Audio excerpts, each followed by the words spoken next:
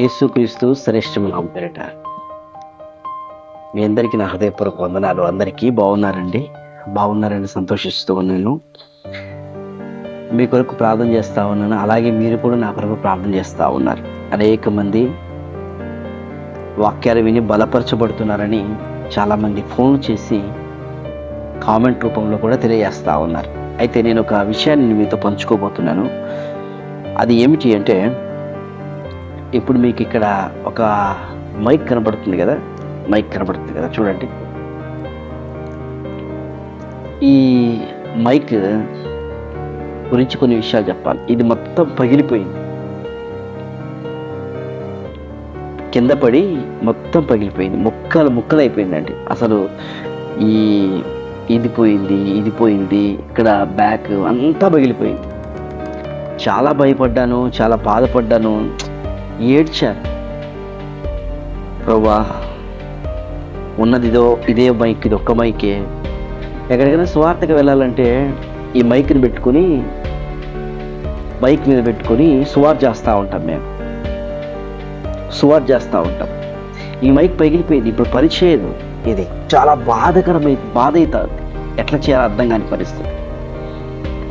అయితే దీని గురించి కొన్ని విషయాలు నేను చెప్తాను, జాగ్రత్తగా వినండి. ఏంటంటే, ఈ మైక్ ఉంది కదండి, ఈ మైక్ ఇది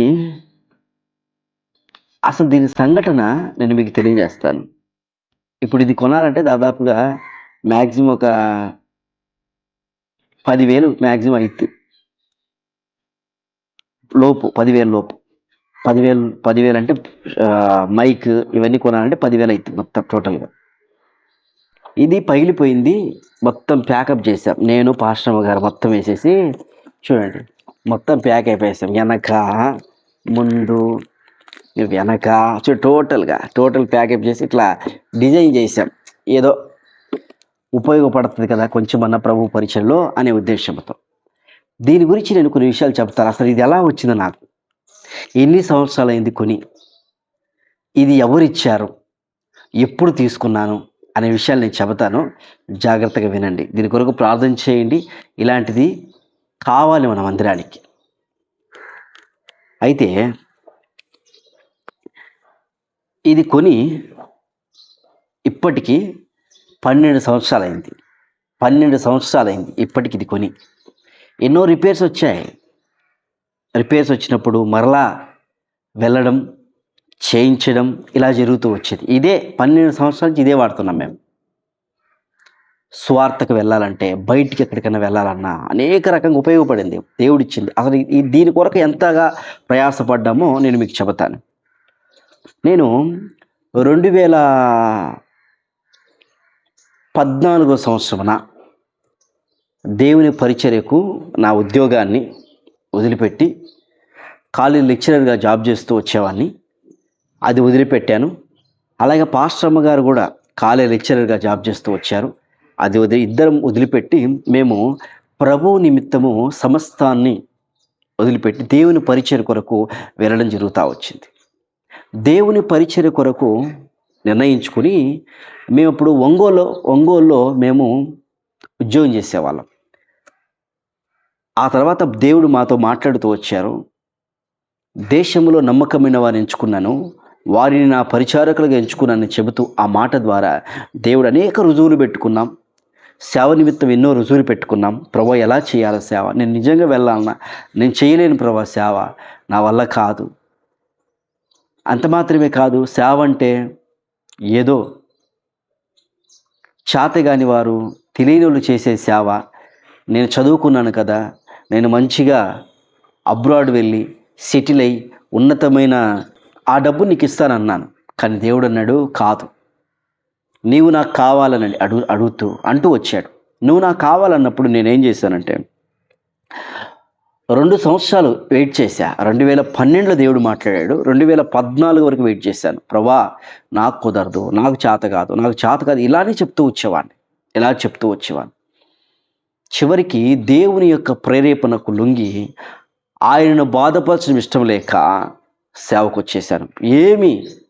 మా చేతిలో ఏమీ లేకుండా ప్రభు పరిచయకి వెళ్ళాం. తెనాలిలోకి మేము తెనాలి ఒక మందిరంలో సేవ ట్రైనింగ్ చేయడానికి వెళ్ళాం. అక్కడికి వెళ్ళిన తర్వాత అక్కడ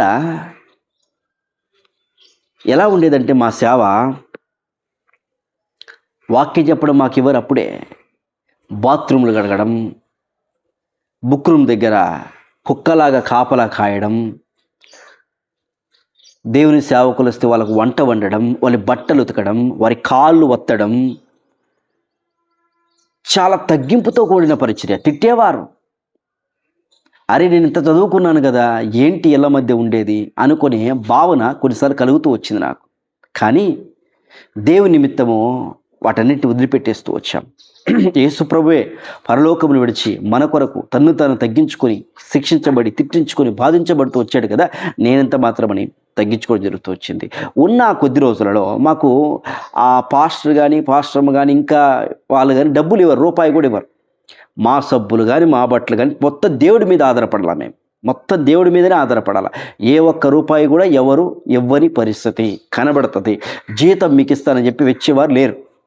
చెప్పేవారు అక్కడ దేవుని సేవకులు ఏం చెప్పేవారంటే, మీ యొక్క విశ్వాసం మీద ఆధారపడాలా. భవిష్యత్తులో ఎక్కడికైనా వెళ్తారు, కొండల్లోకి వెళ్తారు, గుట్టల్లోకి వెళ్తారు, ఊరి స్థలాలకి వెళ్తారు, విశ్వాసం మీద ఆధారపడాలా అని చెప్పిన దానివలన ఒక్క రూపాయి కూడా ఇవ్వరు. ఎట్లా చేయాలా మరి? అప్పటికే వివాహం అయిపోయింది, ఖర్చులు ఉండవా? కానీ కుదరదు. ఏం చేయాలో అర్థం కాని పరిస్థితి. మరి చూసుకోరావాలంటే వాళ్ళు తిండి ఆహారం అన్నీ పెడతారు. కానీ ఏదన్నా అవసరం అంటే ఎవరిని సబ్బు కూడా మేము ఎవరిని అడిగే వాళ్ళం కాదు. ఎప్పుడు విశ్వాసులు వస్తారు మందిరానికి, పెద్ద మందిరం, కానీ ఎవరిని ఎప్పుడు అడగలే. కానీ ఎలా చేస్తారు? దేవుడే సహాయం చేసేవాడు. ఇది అలా వచ్చింది. నేను చెప్తా జాగ్రత్తగానండి. ఎంత విశ్వాసంతో ప్రభు పరిచయం చేశామో, ఎలా చేస్తూ వచ్చామో అనే విషయాన్ని నేను మీకు చెబుతున్నాను. రాబోయే సేవకులకు, రాబోయే తరానికి మార్గదర్శి. విశ్వాసం వలననే మనం రాజ్యాలను ఎదిరించగలం. అది గుర్తుపెట్టుకోండి. మేమున్న దినాల్లో కొన్ని రోజులు ఉన్నాము అక్కడ, కొన్ని రోజులు ఉన్నాము. కష్టంగా ఉంది. మేము అక్కడ చేస్తున్న పరిచర్య అవి చూసి కొంతమంది దగ్గర వస్తారు విశ్వాసులు. వచ్చి ఏం చేస్తారంటే, అయ్యా ప్రార్థన చేయండి అంటారు. ఆ అన్నతో చేయించుకోండి, సేవకులు ఉన్నారు కదా అంటే, లేదు మీరు కూడా దేవుని సేవకులే, ట్రైనింగ్లో ఉన్నారు, మీరు ప్రార్థన చేయండి అని చెప్పి వారు ప్రార్థన చేయించుకునేవాళ్ళు. ప్రార్థన చేయించుకొని మాకు ఒక కానుక ఇచ్చేవారు. ఎంత? 100 రూపాయలు, 200, 500, అంతకంటే ఎక్కువ లేదులే. కానుక ఇచ్చేవారండి. ఆ కానుక ఇస్తే వాటిని భద్రంగా దాచిపెట్టుకున్నాయి. ఎందుకో తెలుసా? దాచిపెట్టుకుంది దేవుని సేవ నిమిత్తం. దేవుని సేవ నిమిత్తము కానుకను దాచిపెట్టా. ఎందుకంటే రాబోయే దినాలు నేను పరిచయం చేయడానికి వెళ్ళాలంటే నాకు ఒక మైక్ కావాలి, నాకు మౌత్ కావాలి. కాబట్టి కావాలని దాదాపు కొన్ని నెలలు దాచిపెట్టా డబ్బు. వాళ్ళు ఇచ్చింది పోగేశాను. ఇంట్లో ఖర్చు అయినా, అలాగే దేవుని సేవ భార్యకు ఖర్చు అయినా, అప్పుడు ఆమె ప్రెగ్నెంట్లుగా ఉంది, చాలా ఖర్చు ఉంది. కానీ ప్రభు నిమిత్తం కావాలా అని దాచిపెట్టడం జరుగుతూ వచ్చింది. వాళ్ళు ఇచ్చేది అలాగన వస్తారు, ఎవరో ఒకరు ప్రార్థన చేసుకుంటారు, ఇస్తారు. ఎక్కడికన్నా మీటింగ్ వెళ్ళినప్పుడు వాళ్ళు ఏదో 100 రూపాయలు, 200 కానుకిస్తారు. అలాగన దాచిపెట్టుకున్నాం మేము. దాచిపెట్టుకొని ఈ మైక్ కొనడానికి నా దగ్గర 4,000 రూపాయలు ఉన్నాయి. ఇది వచ్చేసి అప్పుడు 5,500 రూపాయలు. అప్పుడు ఎప్పుడు 12 సంవత్సరాల క్రితం చెప్తున్న సంఘటన. 5,500 రూపాయలు. ఇది మంచి కంపెనీ. దాచిపెట్టుకున్నా కదా, అక్కడికి వెళ్ళాను, లేవు డబ్బులు. ఎలా చేయాలో అర్థం కావట్లా. అప్పుడు ఎలా దేవుడు కృప చూపించాడు తెలియదు, కానీ ఎవరో సహాయం చేశారు, ప్రభువు సహాయం చేశాడు. అది 5,500 రూపాయలు పెట్టి అప్పుడు కొన్నా దీన్ని. ఎన్ని చోట్ల సువార్తకి తిరిగామో తెలుసా? ఇది పెట్టుకుని మార్కాపురం నుంచి చిత్తూరు వరకు సేవ చేసుకుంటూ అనేక ప్రాంతాలు సువార్త చేసుకుని వెళ్ళాం. ఇటువైపు హైదరాబాదు, ఇటువైపు విజయవాడ, అనేక ప్రాంతాలు ఇదే వాడబడింది. అనేక ప్రాంతాల్లో దేవుని కొరకు ఎంతగానో పరిచయం జరుగుతూ వచ్చింది. కాబట్టి దేవుని యొక్క సేవ విశ్వాసం మీద ఆధారపడేది. ఈరోజు నేను మీకు ఎందుకు చెప్తున్నా తెలుసా? ఇది ఎలా వచ్చిందో చెబుతున్నా. ఇది ఎలా వచ్చిందో ఇప్పుడు దీని కండిషన్ చెబుతున్నా. ఇప్పుడు మనకు కావలసినది ప్రభువు దయచేయాలి, దేవుడే సహాయం చేయనుగాక అని ప్రార్థన చేస్తూ ఉన్నాం. ప్రార్థనలో మొరపెడతా ఉన్నాం, ప్రభు సహాయం చేస్తాడు. ఇలాంటిది మనకి కావాలి, దేవుడు అనుగ్రహించినట్టు భారంతో ప్రార్థన చేయండి. మీకు చెప్పకపోతే తెలియదు కదా ఈ విషయాలు. రాబోయే భవిష్యత్తులో రాబోయే తరాన్ని గురించి నేను చెబుతున్నాను. ఎంత ప్రయాసం ఉందో పరిచర్య అంటే ఆషామాషి వ్యవహారం కాదండి. వచ్చినప్పుడు ఏమో అనుకున్నా, సేవ చేస్తుంటే ఇప్పుడు తెలుస్తూ ఉంది. ఉద్యోగం చేసినా బాగుండు కదా, ఏంటి ఈ సేవ ఎంత కష్టము. చాలా బాధాకరమైన సంఘటన. డబ్బులు ఉండవు చేతిలో, తినడానికి సరైన ఆహారం తినలేం, కష్టము. అయినా కానీ యేసు ప్రభు నిమిత్తం ఆ సేవ ఉన్నతమైనది, యేసు ప్రభు నిమిత్తం ఆ సేవ ఉన్నతమైనది. కాబట్టి ఈ విషయంలో భారంతో మీకు చెప్పడానికి కారణం ఏంటంటే, బలిపీఠం దగ్గర అక్కడ ఉండి, ఇది బలిపీఠం మందిరం, ఇదంతా మందిరము. బలిపీఠం దగ్గర నుండి ప్రార్థన చేస్తూ ఉన్నాను, ప్రభువా ఇలాంటిది కావాలయ్యా, నాకు సహాయపడండి, కనికరించండి. ప్రభు ఎదుట ప్రార్థన చేస్తూ ఉన్నాం. దాదాపు 12 సంవత్సరాలు వాడబడింది. మొత్తం ప్యాకప్ చేసినాం. ఆ మెకానిక్ దగ్గరికి తీసుకెళ్తే మెకానిక్ దగ్గరికి అస్సలు దీన్ని టచ్ కూడా చేయడానికి కూడా అంగీకరించలేని పరిస్థితులు వస్తున్నాయి. టచ్ కూడా లేదు, ఎందుకంటే మొత్తం పగిలిపోయింది కదా, ఎక్కడ లేదు, మొత్తం ఎక్కడికక్కడ విడిపోయింది. ఈరోజు మన పరిచర్యకి ఒక మంచి స్ట్రైంజర్, ఒక మంచి మైక్ కావాలా. ప్రభు నిమిత్తం భారంతో ప్రార్థన చేయండి. ప్రభు ఒకవేళ మీకు ప్రేరేపణ ఇస్తే, ఇది పరిచర్య నమ్మకంగా వాడబడుతుంది. నాకు దేవుడిచ్చిన ధనం, చాలామంది వ్యక్తులు, బయట వ్యక్తులు చాలామంది సంఘంలో కానీ బయట కానీ ఎవరైనా ఇచ్చిన డబ్బు ఎప్పుడు వృధా కాలా, ఎప్పుడు కూడా చెయ్యం, వ్యర్థముగా ఎప్పుడు నేను ఏది కూడా ఖర్చు పెట్టలేదు. మందిరము, పరిచర్య, దాని కొరకే ప్రయాస. కాబట్టి దీని గురించి భారంతో ప్రార్థన చేయమని మనవి చేస్తూ ఉన్నాను. అలాగే మైకుని మనకి మంచిది కావాలి. రాబోయే దినాలు అనేక వీధులలో, అనేక చోట్ల ప్రభు సేవ నిమిత్తము పరిచర్యకు ఉపయోగపడుతుంది. కాబట్టి 12 సంవత్సరాల నుంచి వస్తున్న ఈ పరిచర్య, ఈ యొక్క మైక్ ఎంతగా వాడబడుతుంది తెలుసా? చాలా వాడబడుతుంది. ఇదంతా మైక్ పాస్టర్ అని ఇద్దరం కలిసి మైక్ ఇక్కడ వేస్తూ వచ్చినాం. ఇలాంటి విషయాలు మీతో పంచుకోవడానికి కారణము, రాబోయే దినాలలో రాబోయే వ్యక్తులు అంటే యవ్వన సేవకులు విశ్వాసం మీద, ప్రభు మీద ఆధారపడతా ఉండాలి. అలాగనే దేవుని యొక్క పరిచర్య కొరకు అనేక మంది సహకరించుకుంటూ సమర్పించుకునే విధానం కలిగి ఉండాలని ఒక మనసు కలిగి నేను చెప్తా ఉన్న విషయం. కాబట్టి అర్థం చేసుకోండి, భారంతో వీటి గురించి ప్రార్థన చేద్దాం. దేవుడే కార్యం జరిగిస్తూ ఉంటాడు. చెప్పవలసిన బాధ్యత మాది, ప్రార్థన చేయవలసిన బాధ్యత అందరిది, నెరవేర్చే బాధ్యత ప్రభువుది. అలాగన దేవుడు కనికరించి నడిపించి సహాయం చేయను గాక. ఈ మైక్ తీసుకోవడానికి కూడా నేను ప్రార్థన చేస్తూ వచ్చి, ఈ మైక్ తీసుకోవడానికి భారముతో, కన్నీటితో, ప్రభు ఒకటి కావాలయ్యా అని అడిగితే సరే అని ప్రభు ఇస్తూ వచ్చాడు. ఒకవేళ మీకు ప్రేరేపణ కలిగితే ప్రభు పరిచర్యలు, ఈ యొక్క సహకారంలో, ఈ యొక్క పరిచర్యలు మీరు కూడా పాలిభాగస్తులు కావాలంటే ప్రభు పరిచర్య కొరకు సహకరించండి. దేవుడు ఘనంగా పరిచర్యను జరిగిస్తూ ఉంటాడు. రాబోయే దినాల్లో మనం దేవుని యొక్క సేవను, దేవుని యొక్క పరిచర్యను విస్తరింపబడినట్లుగా ప్రార్థన చేద్దాం. అనేక ప్రాంతాలు తిరుగుతున్నాం మేము, కొంతమందిని రక్షించబడతారని. సేవ అంటే సామాన్య విషయం కాదండి. సామాన్య విషయం కాదు.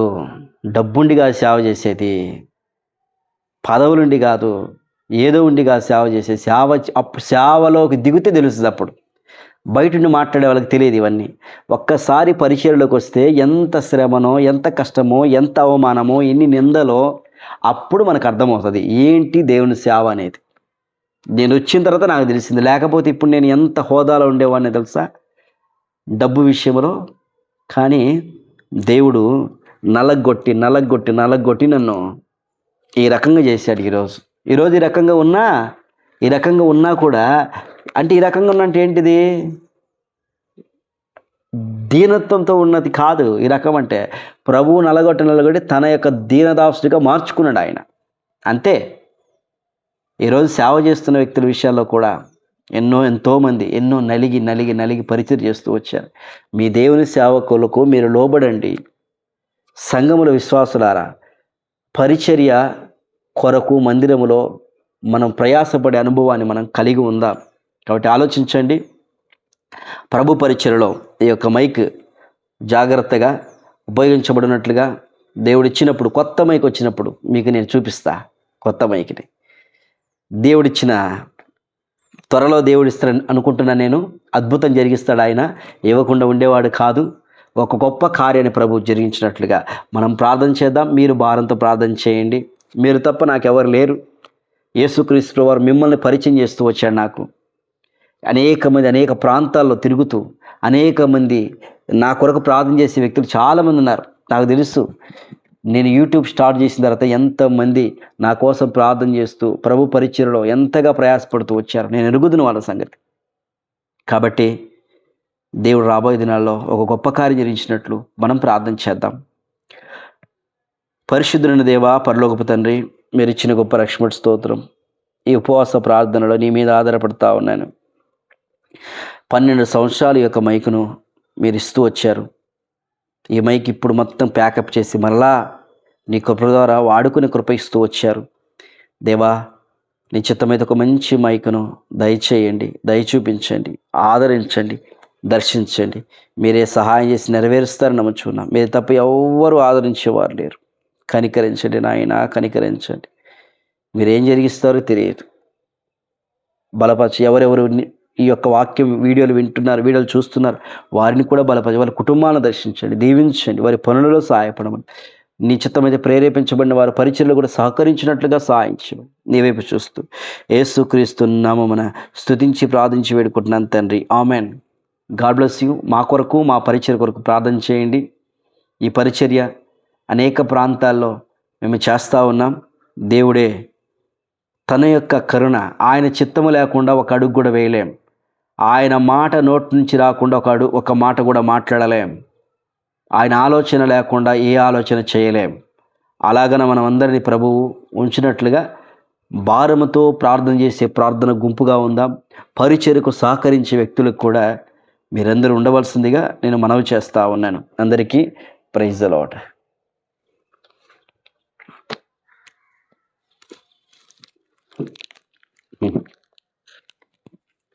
దిస్ ఇస్ చూడండి, మొత్తం పగిలిపోయింది కదా, మొత్తం పగిలిపోయింది. చూసారా? చూడండి, మొత్తం పగిలిపోతే టోటల్గా ఇదంతా పగిలిపోయింది. మొత్తం ఇదంతా లోపల ఇదో లోపల నొక్కకపోయిందా? చూడండి, మళ్ళా బాగా చేసా. మొత్తం బాగా చేసి నీట్గా పెట్టి అన్నీ కొంచెమన్నా చేయనట్టు చేద్దామని. అది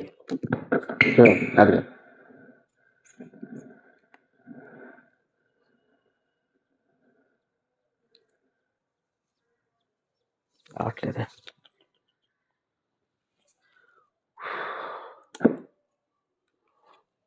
సరే, మా కొరకు ప్రత్యేకంగా ప్రార్థన చేయండి. మీరు ఏ ప్రాంతాల నుంచి ఎక్కడి నుంచి చూస్తున్నా కూడా మీ కొరకు నేను ప్రత్యేక ప్రార్థన కామెంట్ రూపంలో తెలియచేయండి. కామెంట్, ఎందుకంటే మీకోసం ప్రార్థన చేయడానికి నాకు సహాయం దొరుకుతుంది.